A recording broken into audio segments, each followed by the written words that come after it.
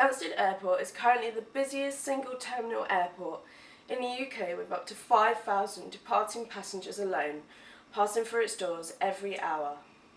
With passenger numbers expected to increase in the next decade, particularly with runway capacity at other London airports, Stansted has submitted a planning application for a new arrivals building. However, it isn't seeking any relaxation on the strict environmental controls. The question lies how this will affect local residents and the surrounding environment.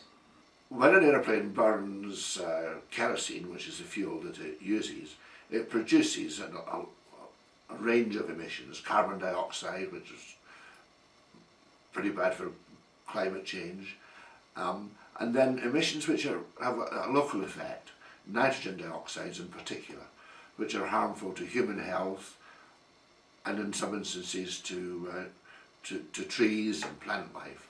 So nitrogen oxides are one of the main concerns locally. They also emit sulfur dioxides and particulate matter.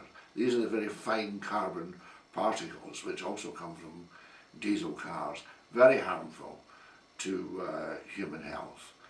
And so there are limits, legal limits on all of those pollutants. And it's a question of measuring them, monitoring them, predicting what would happen if you put on another 100,000 flights a year or whatever, and trying to make a judgment as to whether that's safe to do that.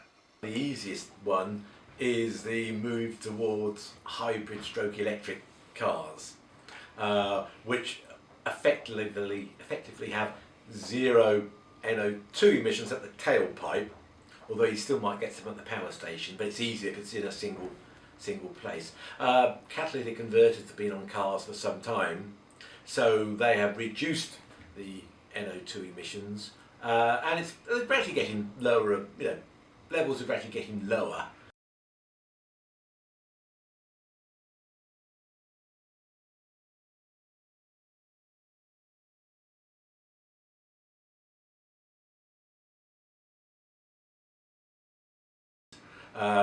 The government is being taken to court at the moment about NO2 because they're not doing enough to get air quality to meeting the EU standards.